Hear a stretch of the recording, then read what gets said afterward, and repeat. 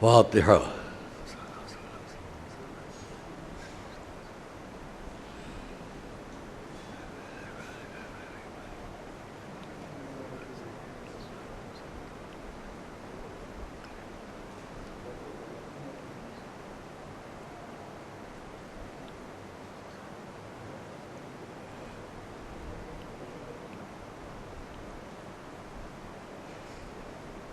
کیا ہے بھائی، کیا ہے؟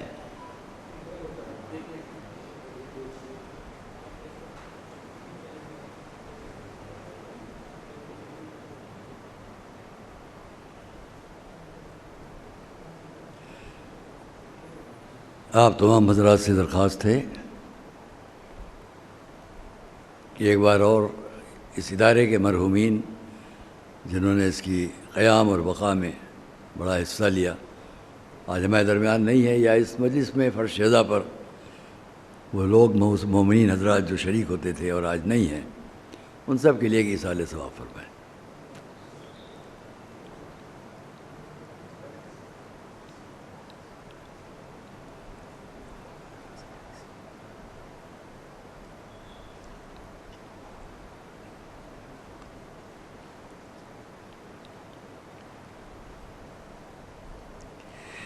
اعوذ باللہ السمیع العلیم من الشیطان اللعین الرجیم، بسم اللہ الرحمن الرحیم، الحمد للہ رب العالمین، والصلاة والسلام علی اشرف الانبیاء والمرسلین، سیدنا و نبینا و شفیعنا ابی القاسم محمد وَأَهْلِ بَيْتِهِ الطَّيِّبِينَ الطَّاهِرِينَ الْمَعْصُومِينَ الْمَظْلُومِينَ وَرَحْمَةُ اللَّهِ عَلَىٰ أَعْدَائِهِمْ أَجْمَعِينَ أما بعد فقد قال الله سبحانه في كتابه المبين وقوله الحق، بسم الله الرحمن الرحيم، قل لا أسألكم عليه أجرا إلا المودة في القربى، صلوات اللہ علیہ۔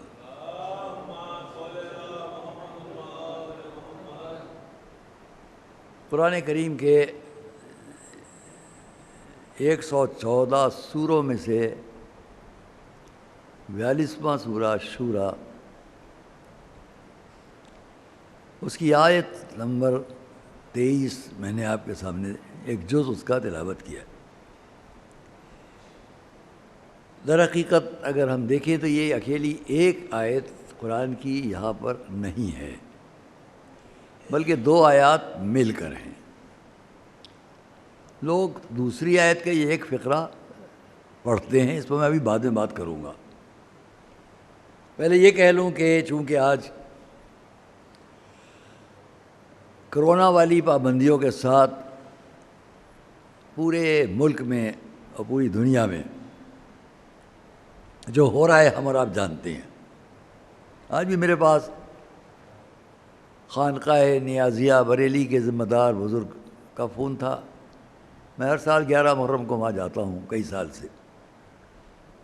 کیا ہے کیا نہیں ہے، ابھی تک ہمارے تمام لوگوں کو اس بات کی پوری خبر نہیں ہے کہ مجلس میں کتنے لوگ۔ میں نے ان سے ہی کہا نہیں 5 آدمی ہم لوگ بیٹھ رہے ہیں، تعزیہ کیسے رکھا جائے گا کہ نہیں، جبکہ تمام گھروں میں تعزیہ رکھنے کی اجازت ہے، گھروں میں، امام چوک پر نہیں۔ یہ ہم نے ضمناً کہہ لیا۔ موضوع ہمارا جو ہے آپ کے سامنے وہ ہے ہمارے حضور پیغمبر اسلام جنہوں نے قرآن کریم کو اور اسلام کو پیش کیا، ان کے اہل بیت، ان کے گھر والے۔ آپ 2 آدمی یہاں بیٹھ سکتے ہیں، بالکل 3 آدمی ہیں نا، 5 بیٹھ، باقی چینل والے ہیں، آپ بیٹھ سکتے ہیں۔ ادھر آ جائیے، یہاں آ جائیے۔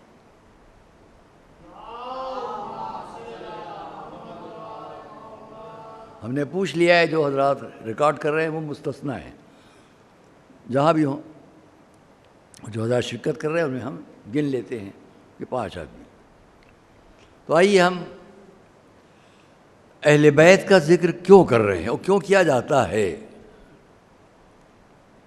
یہ مجالس بغیر تذکرہ اہل بیت کے مجالس نہیں ہیں.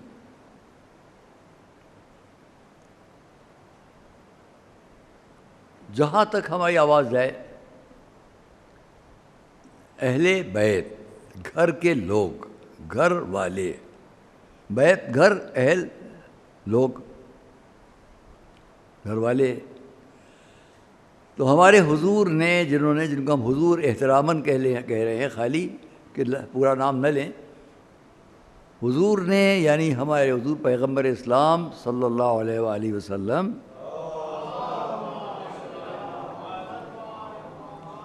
نے جب قرآن کو پیش کرنا شروع کیا تو آپ کے ساتھ سب سے پہلی شخصیت جو تاریخ میں سامنے ہے، ان میں آپ کے بھائی ہیں ہمارے آپ کے مولا علی، اور آپ کی زوجہ ہیں حضرت خدیجہ. اعلان اسلام، اعلان نبوت 40 سال کے سن پر، اور اس وقت یہ دو شخصیتیں ہمیں نظر آ رہی ہیں.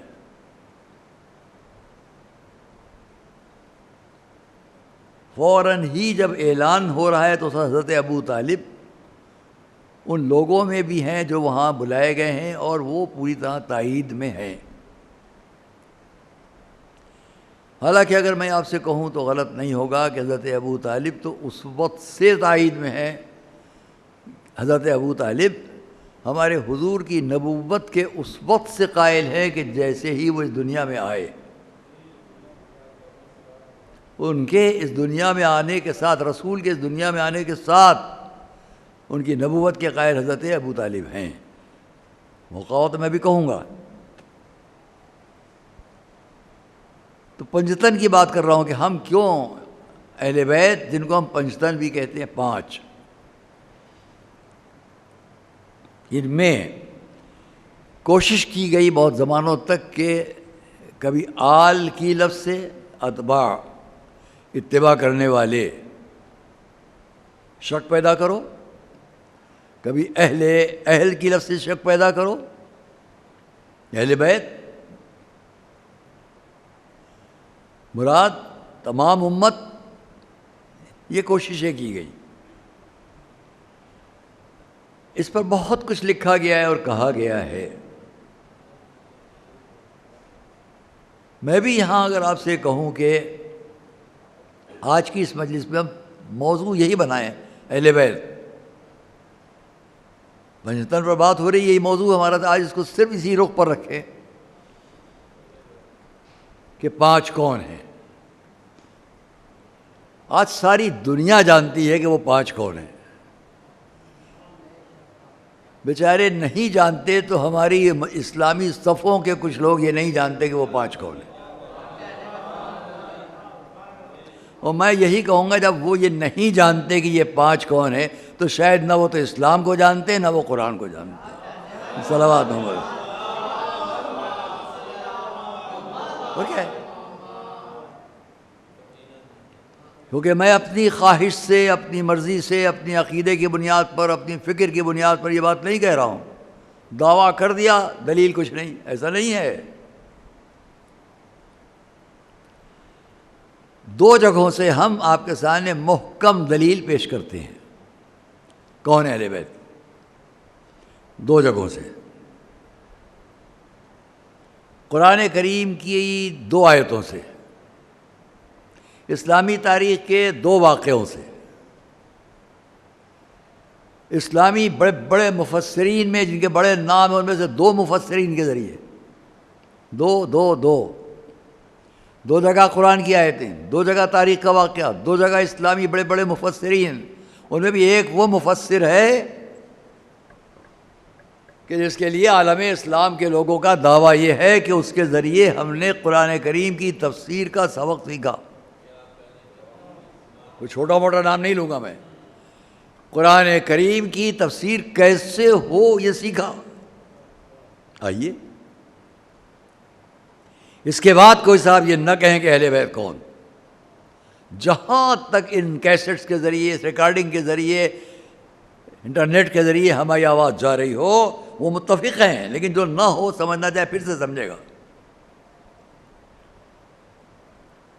آج کے دور میں افسوس وہ ہے کہ جو مسلمان نہیں ہیں وہ بھی جانتے ہیں کہ اہل بیت کون ہے۔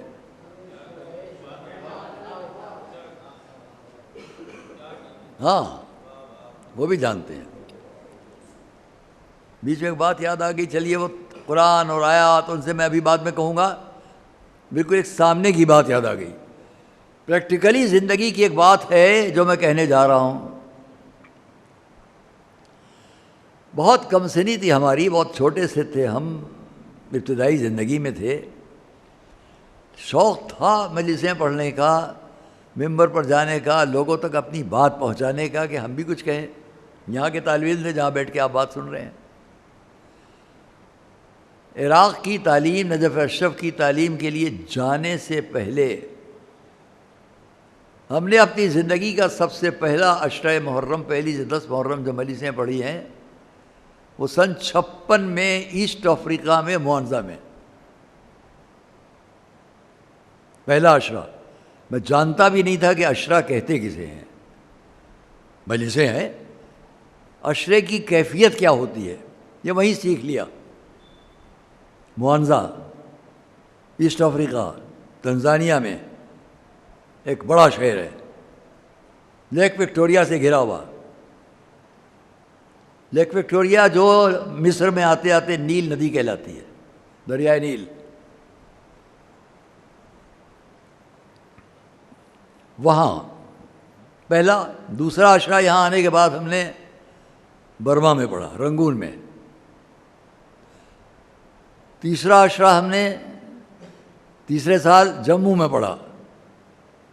اس کے بعد سے مسلسل کئی سال تک ہم میسور میں پڑھتے رہے، پھر عراق چلے گئے پڑھنے۔ یہ سب میں نے اس لیے بیان کیا کہ میسور میں ہم نے ایک چیز دیکھی، وہ آپ سے بیان کریں۔ ہر جگہ کے واقعات ہیں، یہ واقعہ سنیے، آپ بھی جائیے دیکھ لیجئے، جو میں کہوں گا غلط نہیں کہوں گا۔ جیسے آپ یہاں گنگا، جمنا، ویسے ہی ادھر ساؤتھ کا بہت بڑا دریا ہے جس کو دریائے کاویری کہتے ہیں، کاویری۔ اگر میری آواز میسور کے ہمارے دوستوں، ساتھیوں سب تک پہنچ رہی ہوگی تو وہ میری بات کی تائید کریں گے۔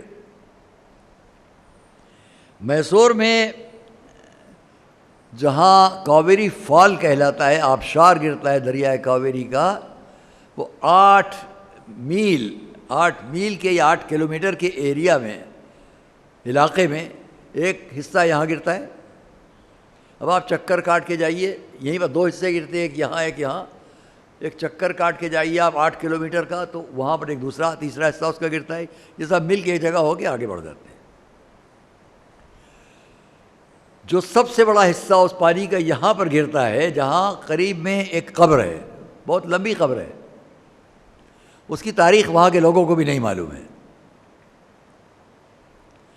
اس قبر کو وہاں مردان غیب کہتے ہیں، لمبی قبر ہے، کوئی ایسے بزرگ کی قبر ہے وہ کہ جو کبھی بڑے طویل القامت ہوں، جیسے بھی بڑی لمبی قبر ہے۔ اور جہاں وہ دریا، یہ سنیے آپ، جہاں وہ دریا کاویری گر رہا ہے، میں بیٹھا ہوں، آپ میری طرف دیکھیں گے، میں یہاں بیٹھا ہوں، یہ اوپر سے دریا گر رہا ہے۔ جب پورے زور سے دریا آ کے گرے گا تو پیچھے پہاڑی خالی دکھائی دے گی۔ یہ پیچھے پہاڑ ہے، یہ دیوار، اس کو پہاڑ سمجھ لیں آپ، یہ خالی دکھائی دے گا، اس لیے پانی یہاں گر رہا ہے، زور میں آئے گا دریا یہاں گرے گا، پیچھے جگہ خالی دکھائی دے گی۔ جب بہت زیادہ پانی گرے گا تو وہاں سے یہاں تک گرے گا، اور جب گرمیوں کے زمانے میں ذرا اس کا زور کم رہے گا تو آگے تو گرے گا، پیچھے دکھائی دے گا۔ وہاں میں نے کیا دیکھا، عزیزان گرامی، ہم نے خود حیرت سے دیکھا ہے کہ کئی مرتبہ گئے ہیں تو ایک وقت ایسا تھا کہ دریا کا زور شور گرنا ویسا نہیں تھا۔ میں نے دیکھا پیچھے چٹان پر لکھے ہوئے 5 نام لکھے دیکھے،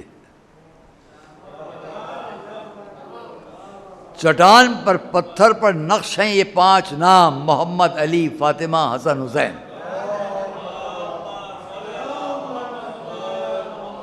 کہیں دور جانے کی ضرورت نہیں ہے، جاؤ میسور جاؤ اور جا کے دیکھیں آپ لوگ وہاں یہ اس چٹان پر لکھنے والا کون؟ نہ کشتی سے جا کے لکھ سکتے ہیں، نہ اوپر سے کسی طرح وہاں پہنچ کے لکھ سکتے ہیں، جو جانا چاہے گا ہلاک ہو جائے گا، اس لیے پانی ہے، دریا ہے پورا جو گر رہا ہے، کم دھارے میں بھی اگر گر رہا ہے جب بھی کوئی وہاں پہنچ نہیں سکتا۔ یہ وہاں کون سا خط تھا اور کس کا ہاتھ تھا اور کس کا قلم تھا جس نے پتھر پر یہ لکھ دیا؟ جب پتھر پہ لکھا جا سکتا ہے تو ہمارے دلوں پر کیوں نہ لکھا ہوا ہو محمد علی فاطمہ اعظم سے۔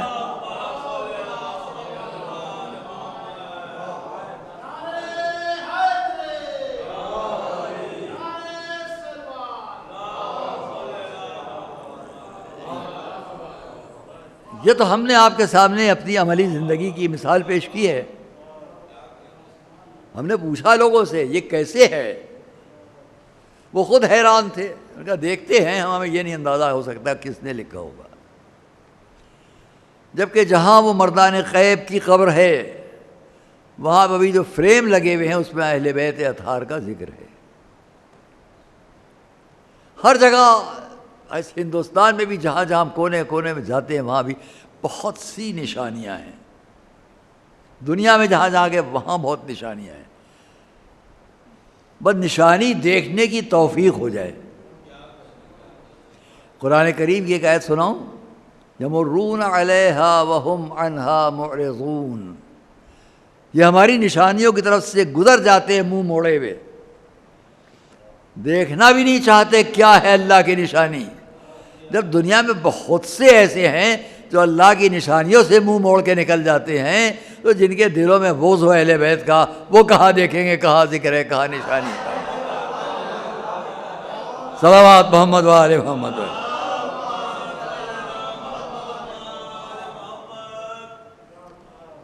پنجتن کون؟ بہت سی باتیں، لیکن میں قرآن کریم سے 2 واقعے، 2 سورے، 2 آیات سنیے۔ ایک یہی آیت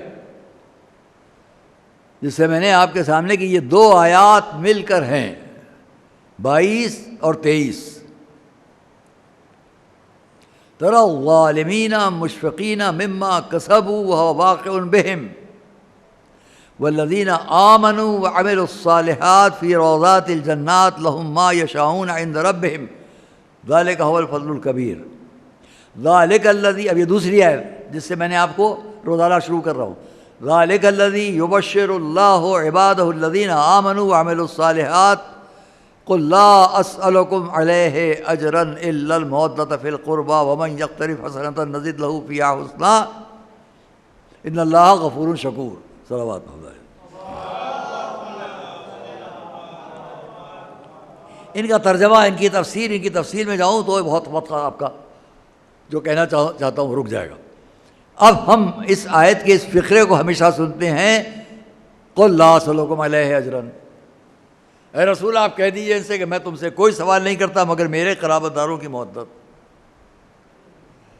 جبکہ اگر ہم دونوں آیتوں کو ملا کے ترجمہ صرف پیش کر دیں آپ کے سامنے تو کیا ہے؟ اے رسول تری الظالمین، دیکھیں گے آپ ان ظالموں کو، مشفقین، ڈرتے ہوئے، خوف زدہ ہوتے ہوئے،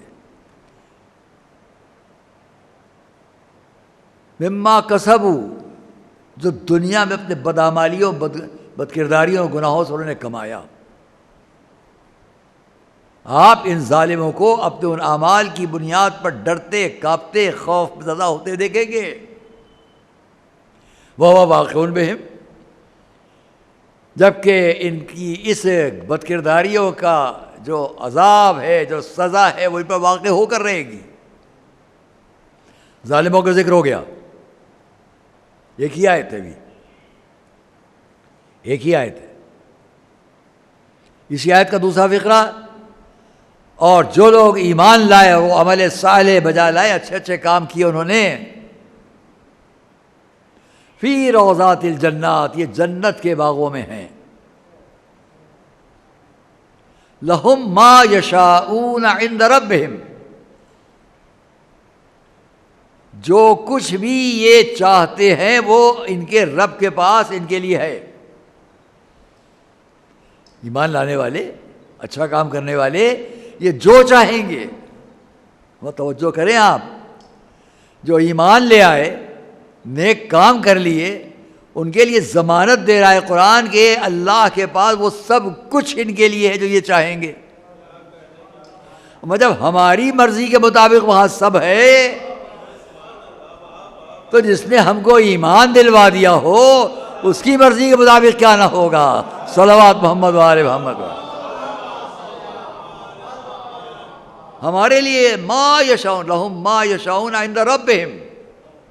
میں اس کی تفسیر میں ابھی نہیں جاؤں گا ورنہ کسی اور بیان کروں گا، آپ سے اشارتاً کہہ دوں، اچھا لگے گا آپ کو، اچھا لگے گا۔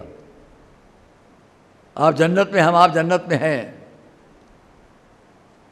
یہ ایک پرندہ اڑتا ہوا جا رہا ہے، بہت خوبصورت تیتر ہے، پرندہ ہے، کوئی ہے، دیکھا، دل میں آیا، دل میں کیا خواہش ہوئی، یہ بھنا ہوا ہم کو ملتا ہم کھاتے،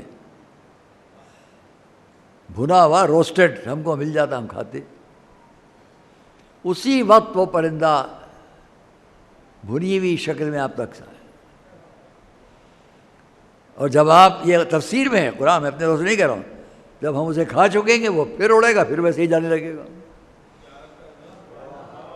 اتنی دیر کے لیے ہمارے ارادے کے مطابق اس کی پوری حیت بدل گئی، پھر زندہ ہوا، پھر چلا گیا۔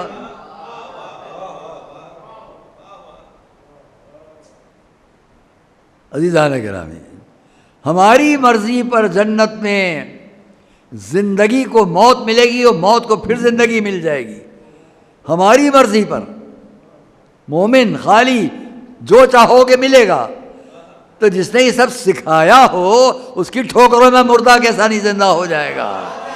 صلوات محمد و آل محمد پر۔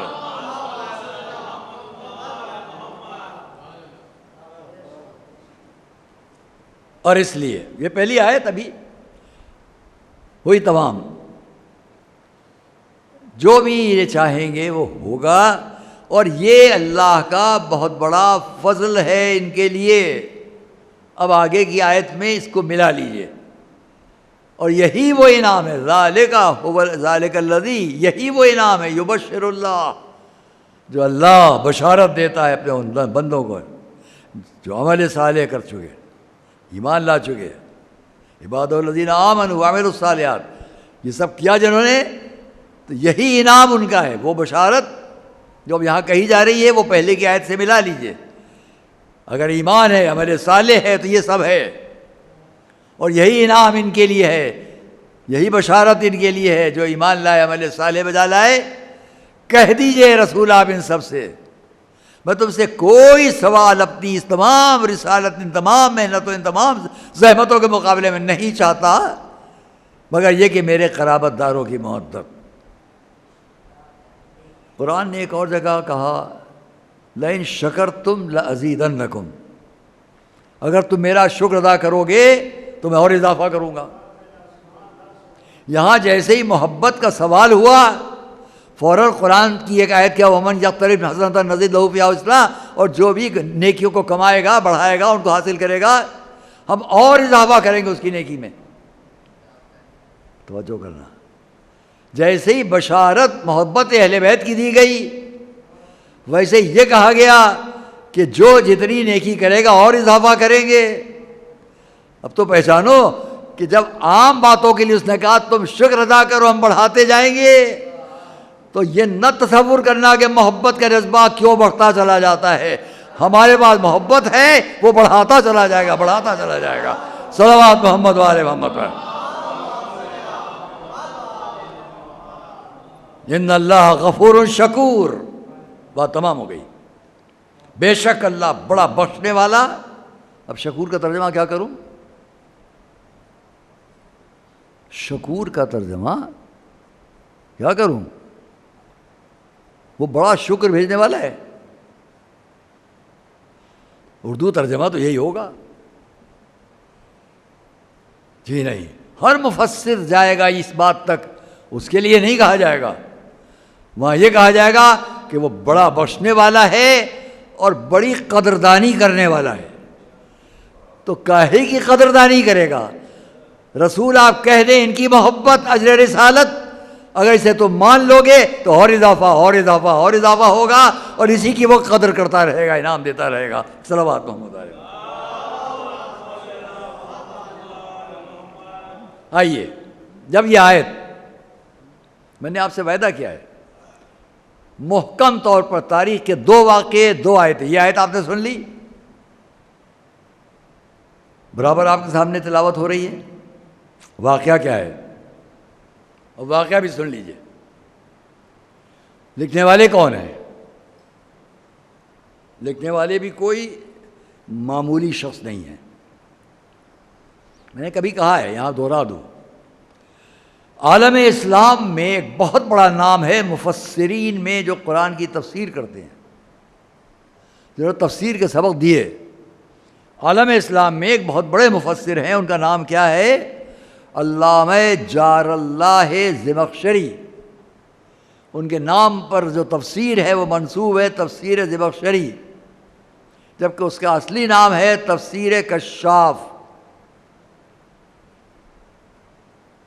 تفسیر کشاف کو اگر آپ لکھیں تو کاف الف پھر لام شین الف فے، یہ وہ کشاف۔ اس تفسیر کے ٹائٹل پیج پر 2 شعر لکھے ہوئے ہیں، اس میں سے ایک یہ ہے، الجہل کالداء والکشاف کشافی۔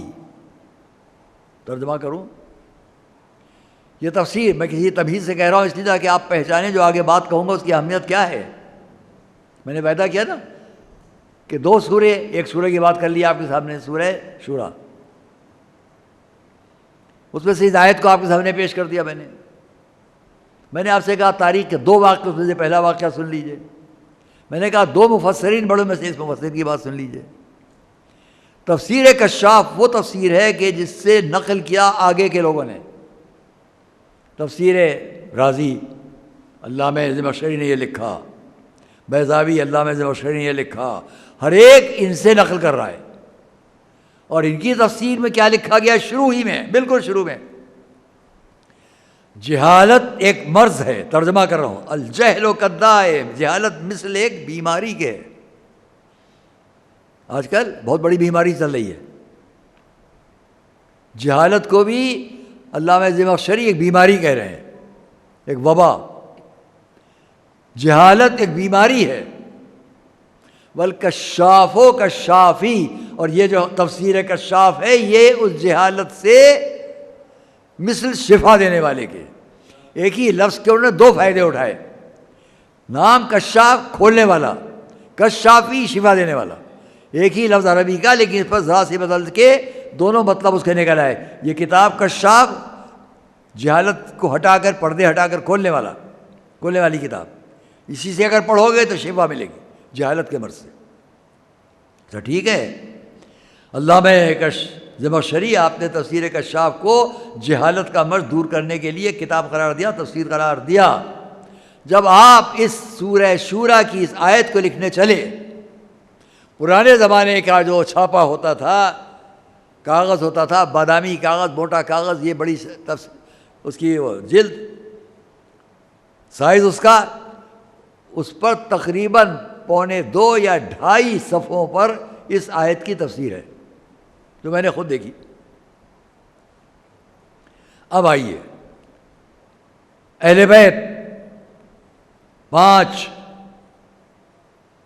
کوئی اور نہیں، اتنا بڑا مفسر، ایسی کتاب، تمام عالم اسلام جب قرآنی تفسیر میں جائے گا تو ان کو رد نہیں کر سکتا، ان کا انکار نہیں کر سکتا، ان کو غلط نہیں کہہ سکتا۔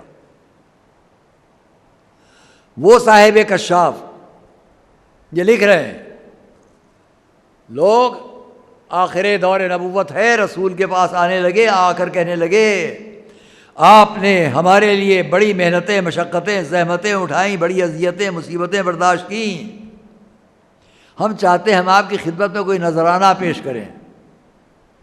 تو انہوں نے لکھا، یہ سلسلہ تقریباً 3 دن تک رہا۔ کھلے میدان میں لوگ آتے تھے، ایک طبق سونے یا چاندی کا، اس میں جواہرات بھرے ہوئے لا کر پیش کرتے تھے، یہ قبول کر لیجئے۔ میں نے کبھی اس کو کہا ہے، لانے والے بیچارے یہ نہیں سمجھ پائے کہ تمہارے جواہرات کی ضرورت رسول کو نہیں ہے، تم جواہرات لے کر آ رہے ہو۔ وہ جواہرات کنکر اٹھاتے تھے تو بن جاتے تھے۔ صلوات محمد علیہ۔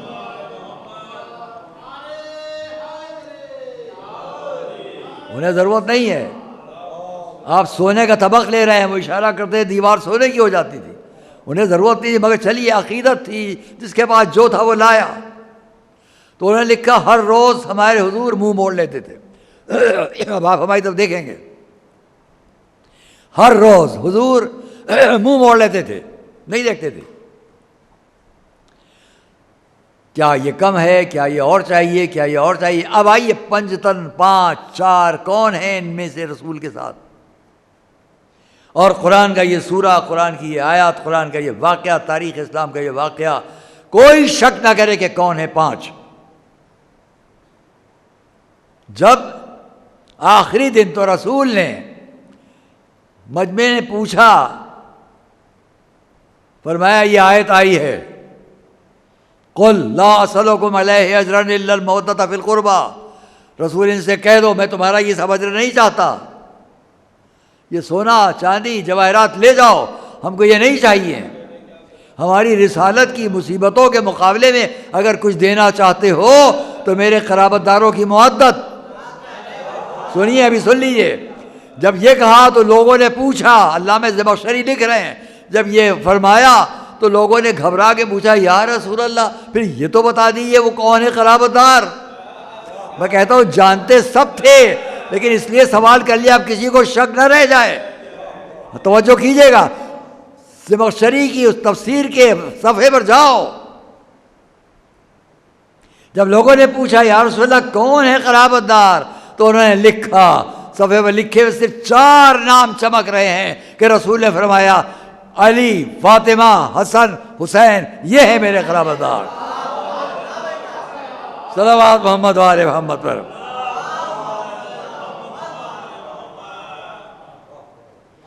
کوئی شک نہ رہ جائے۔ پھر اس محبت کی قیمت بتائی۔ خالی یہ نہیں کہ بس محبت رکھو ان 4 سے، قیمت بتائی۔ وہ قیمت بعد میں بتاؤں، پہلے ایک حدیث سن لیجئے۔ حضور کا ایک قول، ایک حدیث جس میں آپ فرما رہے ہیں، حبی وحب اہل بیتی، میں اور میرے اہل بیت کی محبت۔ اہل بیت کے نام سن لیا آپ نے۔ رسول فرما رہے میری محبت اور میرے اہل بیت کی محبت نافع، نفع دینے والی ہے، فی 7 مواطن، 7 موقعوں پر، احوالہن عظیمہ، ان کا خوف، ان کا حول بہت سخت ہے۔ جو آخرت پر یقین رکھتے ہیں وہ اس محبت کو اپنے پاس سے ہٹنے نہیں دیتے۔ 7 رسول فرما رہے ہیں، 7 جگہوں پر میری اور میرے اہل بیت کی محبت، پنجتن کی محبت نفع دے گی۔ عند الوفات، موت کے وقت، وفی القبر، قبر میں، عند الوفات وفی القبر، قبر میں، عند الوفات، وفات کے وقت، عند الموت، موت کے وقت، عند الوفات، وفات موت کے وقت، وفی القبر، قبر میں، عند النشور، تیسرا موقع جب حشر و نشر ہوگا، قبر سے اٹھے گا مردہ، وہاں یہ محبت فائدہ دے گی۔ عند الکتاب، جب قیامت میں اس کے ہاتھ میں نامہ اعمال دیا جائے گا. میں ایک ایک کی تفصیل بیان کرتا ہوں، وقت کا خیال ہے. عند الکتاب، جب اس کے ہاتھ میں اس کا نامہ اعمال ہوگا، یہ محبت فائدہ دے گی. عند الحساب، جب قیامت میں اس کے اعمال کا حساب ہو رہا ہوگا، اس وقت یہ محبت فائدہ دے گی. عند المیزان، جب ترازو میں نامہ اعمال تولے جا رہے ہوں گے. چھٹی، اب ساتویں سن لیجئے. عند الحساب، عند المیزان، جب ترازو میں تولے جا رہے ہو، حساب کتاب ہو رہا ہو. آخری، وعند الصراط، جب یہاں سے نکل کے وہاں جانے کا موقع ہوگا، کہیں بیچ میں جہنم میں نہ گرا دیے جائیں. یہ محبت کام آئے گی، ایک بجلی کی طرح چمک کر مومن جنت میں پہنچے گا. صلوات محمد و آل محمد.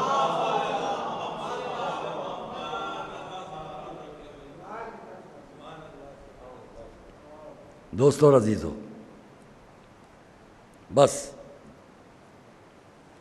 اتنا اور کہہ دوں تاکہ آج کی بات تمام ہو جائے اس آیت سے متعلق، کہ پھر یہاں علامہ زمخشری نے، صاحب تفسیر کشاف نے، وہ 7 حدیثیں محبت پر اور 7 حدیثیں عداوت پر لکھی، جو آپ ہزاروں بار سن چکے ہوں گے مجالس میں. ان میں سے 2 ایک نادر حدیثیں جو وہاں کتاب میں نہیں ہیں، علماء نے باہر سے بیان کی اور جگہوں سے. من مات علی حب آل محمد مات شہیدا. ہم نہیں کہہ رہے ہیں، علماء اسلام کا بہت بڑا نام، مفسرین میں بہت بڑا نام علامہ زمخشری صاحب تفسیر کشاف. پہلی حدیث، اس میں علا کی لفظ نہیں ہے، یہ بعد میں ہے، بعد کی حدیث میں. معلوم نہیں، میں نہیں کہہ سکتا کہ یہ فرق کیوں ہوا ہے. پہلی حدیث، من مات علی، جو بھی مر جائے محبت آل محمد دل میں رکھ کر، مات شہیدہ، وہ شہادت کی موت مرتا ہے. الا ومن مات علی حب آل محمد مات مغفورا. جو رسول فرما رہے ہیں اس آیت کی تفسیر کے بعد، علامہ زمخشری لکھ رہے ہیں، جو بھی محبت آل محمد، میرے اہل بیت کی محبت دل میں رکھ کے جو مر جائے گا، مات مغفورا، وہ بخشا ہوا مرے گا. الا ومن مات علی حب آل محمد مات تائبا. جو میرے اہل بیت کی محبت دل میں رکھ کر مر جائے گا، دنیا سے اٹھے گا، وہ ایسے جائے گا جیسے توبہ کیا ہوا.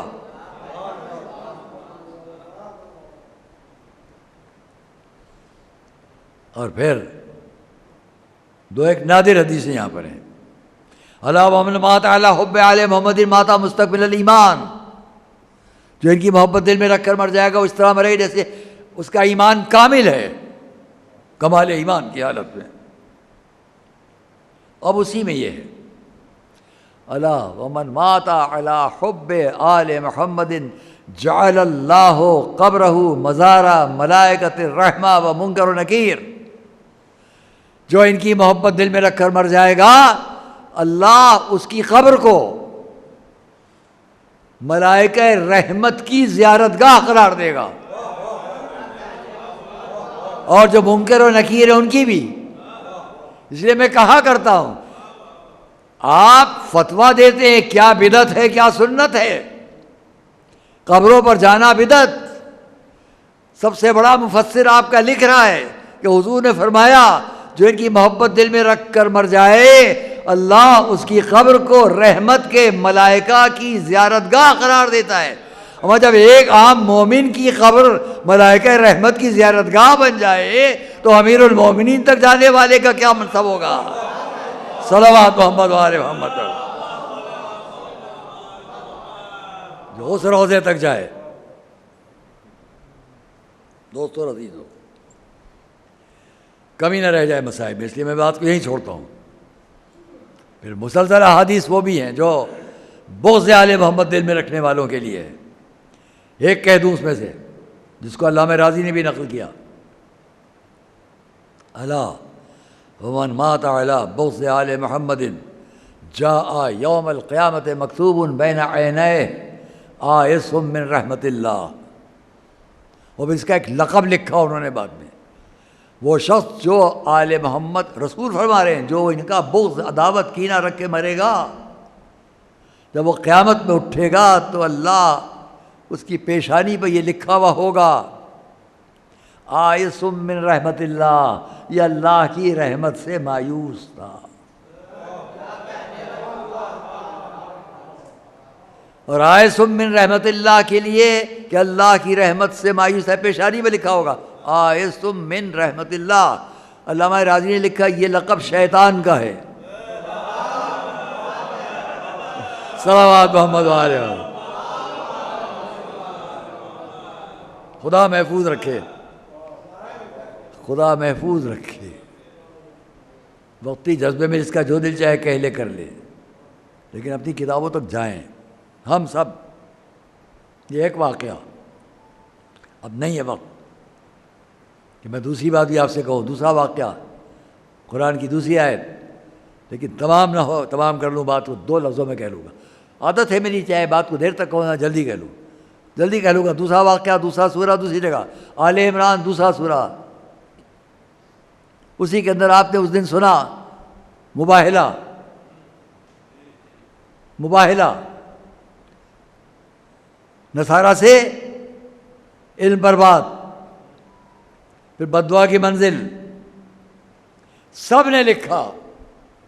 یہ دوسرا واقعہ اہل بیت کون، آج کی بات تمام کر لوں. اہل بیت کون، پہلی بات سن لی آپ نے، یہ 5. اب دوسری جگہ دوسرا واقعہ، دوسرا وقت، دوسرا سورہ، دوسری آیت، جس کو میں نے ابھی آپ سے کہا مباہلہ. نصارہ نجران سب ہیں.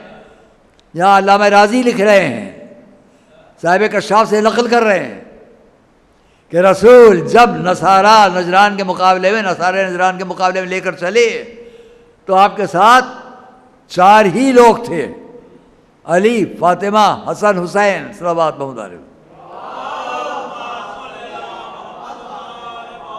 یہ 4 خالی لے کر چلے. کب؟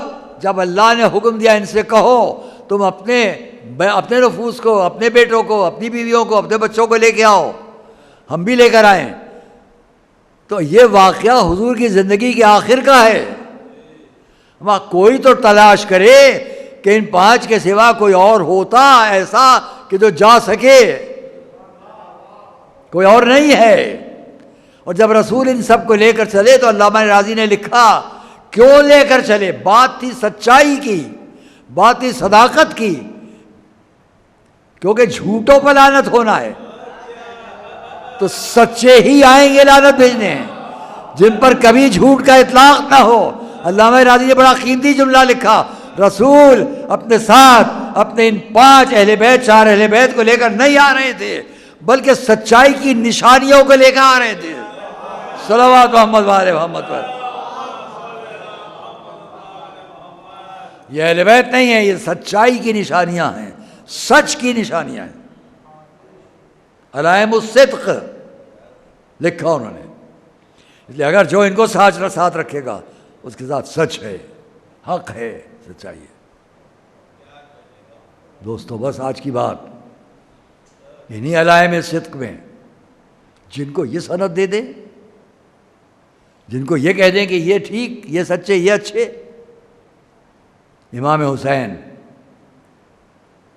بھیج رہے ہیں اپنے بھائی کو کوفے کی طرف.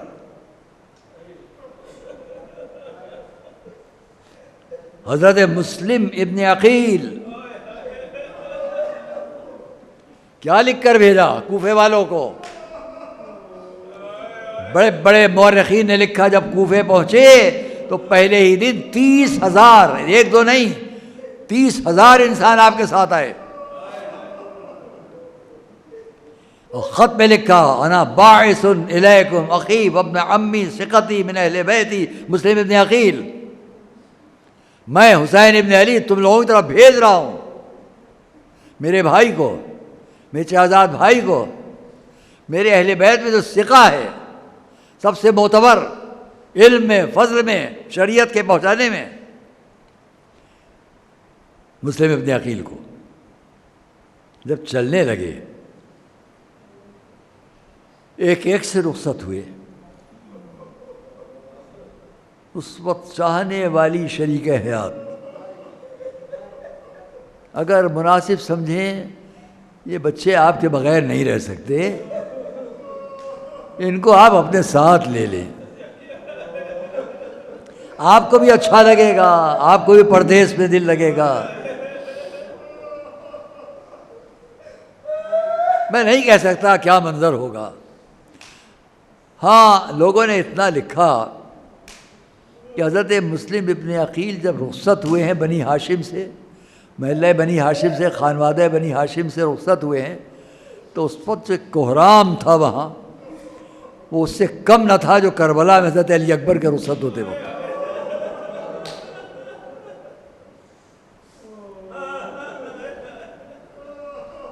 وہ حضرت مسلم اپنے 2 معصوم چھوٹے بچوں کو لے کر آئے، سفر کوفے آئے، وقت گزرنا شروع ہوا، مجھے شہادت حضرت مسلم نہیں پڑھنا ہے، وقت گزرنے لگا، یہاں تک کہ وہ وقت آیا کہ ابن زیاد اپنے کینے اور بغض کے اعتبار سے اس نے حضرت مسلم کو شہید کیا۔ اتنا ہے کہ آپ نے اپنے دونوں بچوں کو کوفے میں مولا کے وقت سے قاضی تھا جس کا نام آپ لوگ جانتے ہیں، قاضی شریح، اس کے حوالے کر دیا تھا کہ ان بچوں کو تمہارے پاس امانت۔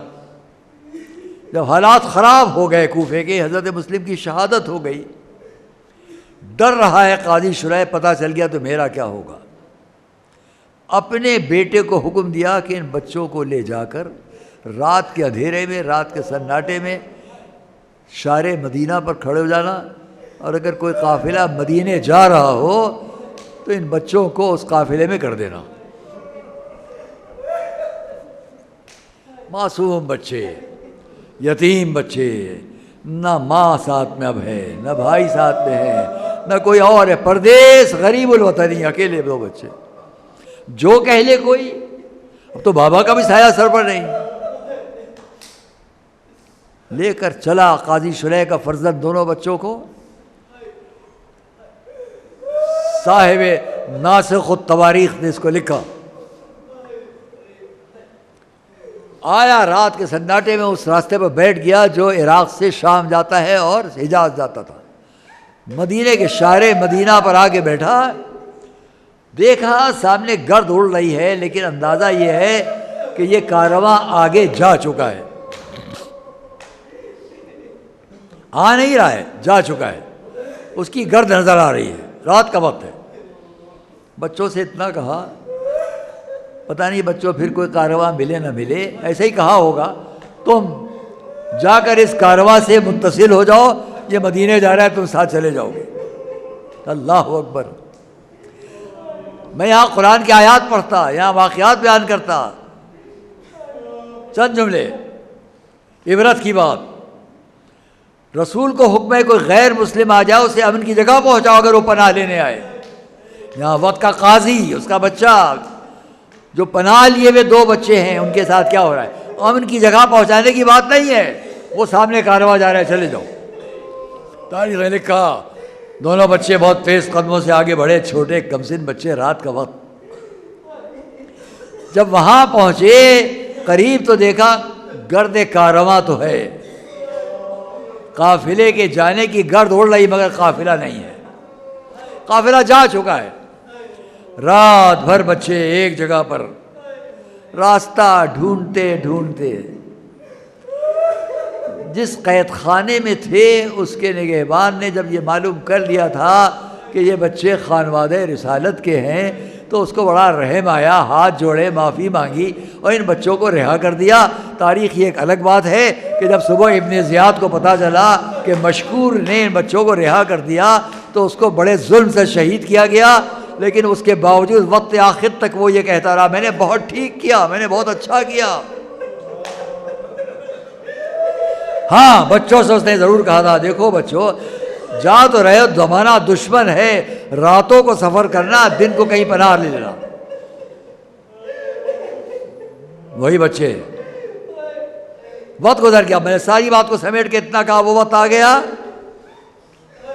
کہ بچے قیدی بنائے گئے, قید خانے میں رہے, مشکور نے آزاد کیا, راتوں کے سفر کے حساب سے پھر چلے, اور اب آئے کہ اب صبح ہو رہی تو کیا کریں. سارا واقعہ, وقت, تاریخ سب سمیٹ کے کہہ رہا ہوں. آئے, آ کر دونوں بچے ایک درخت پر بیٹھ گئے, ایک کھجور کا درخت جس کی 2 شاخیں تھیں, ان کے قریب دونوں بچے بیٹھ گئے کہ دن کو ہمیں نہیں چلنا چاہیے. وہ کھجور کے دونوں تنے جو شاخیں تھیں وہ پانی کے اوپر جھکی ہوئی تھی. ایک کنیز آئی, اپنی مالکہ کی طرف سے پانی بھرنے آئی, آ کے اس نے ڈول ڈالا پانی کے لیے دریا میں, پانی میں, نہر میں. تو روایت کا فقرہ سنیں گے آپ. میں لکھا کہ اس نے ایسا دیکھا کأنہما, میں روایت کا فقرہ نقل کر رہا ہوں, کأنہما عاکسان, کأنہما قمران عاکسان فی الماء. اس کو ایسا لگا جیسے پانی میں 2 چاند چمک رہے. سر اٹھا کے دیکھا 2 معصوم بچے. بچوں آپ یہاں کیوں بیٹھے ہوئے ہیں, آپ کون ہیں؟ جب سب معلوم ہو گیا تو اتنا کہا, دنیا بہت خراب ہے, حالات بہت خراب ہے, میری مالکہ جو ہے وہ بڑی چاہنے والی اہل بیت کی ہے, آپ ہمارے ساتھ چلیں. بچوں کو لے کے گھر آ گئی. جب مالکہ نے سنا یہ مسلم کے فرزند ہیں, بڑے احترام سے اندر لے گئی, حجرہ صاف کیا, فرش صاف کیا, بچوں کو بٹھایا, غذا کا اہتمام, جو کچھ کر رہی ہے بچوں کے لیے. دن گزرا, رات آئی.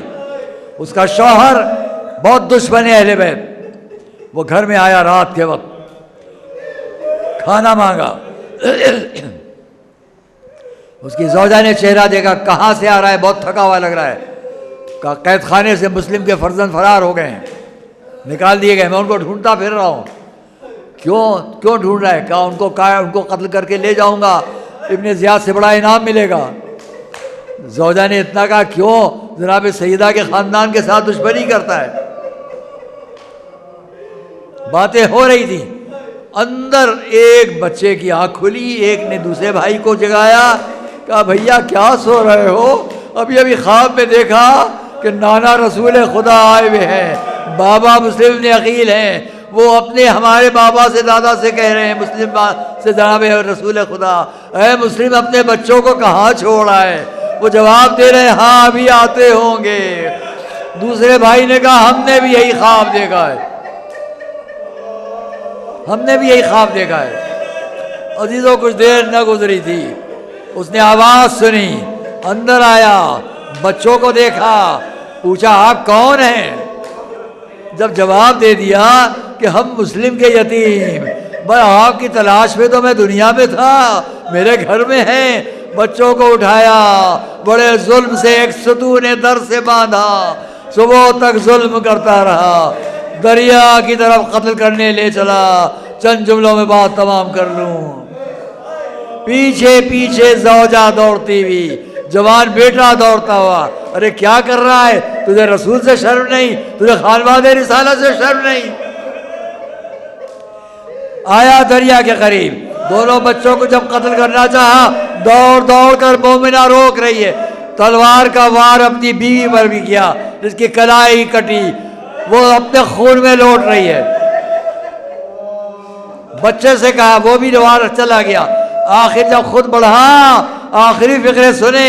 ایک مرتبہ بڑا بھائی دوڑ کر چھوٹے بھائی سے لپٹ گیا, پہلے مجھے قتل کرنا اگر تو قتل کر.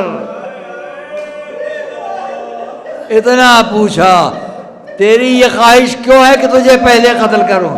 کہا سن لے اے شیخ, جب گھر سے چلے تھے میری ماں نے میرے چھوٹے بھائی کا ہاتھ میرے ہاتھ میں دیا تھا, کہا تھا اس سے ہوشیار رہنا. وہ ایک مرتبہ آگے بڑھا, بچے کو گھسیٹ. دونوں بچوں نے آخری تمنا نماز کی.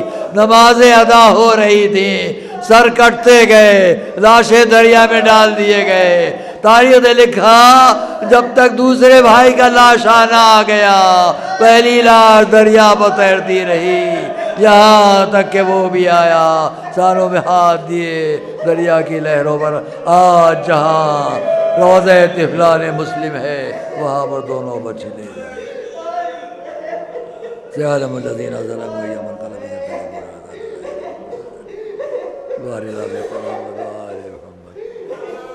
تمام مومنین مومنات کو ان کے لیے شرعی مقاصد میں کامیابی عطا فرما. بحق محمد والے ہم کو زندگی کی آخری ساتھ تک رائے محبت اہل بیت پہ. آپ تمام حضرات سے ایک درخواست ہے کہ آج کی تاریخ ہماری اس ادارے کی بہت بڑی شخصیت تھے, قوم اور ملت کی بھی بہت بڑی شخصیت تھے, ہمارے بڑے اچھے محبت کرنے والے بھائیوں کی طرح تھے. ان کا نام آپ سب جانتے ہیں, مرحوم آیت اللہ المرحوم جناب مجتبیٰ ادیب الہندی صاحب مرحوم. آج کی تاریخ ان کی وفات ہوئی تھی. میں نے اخبارات میں دیکھا ان کے ورثہ کی طرف سے ہم اور آپ بھی ان کے لیے ایک سورہ فاتحہ کی جہاں جائیں. جناب ادیب الہندی صاحب مرحوم کے لیے ایک بار سورہ فاتحہ تلاوت.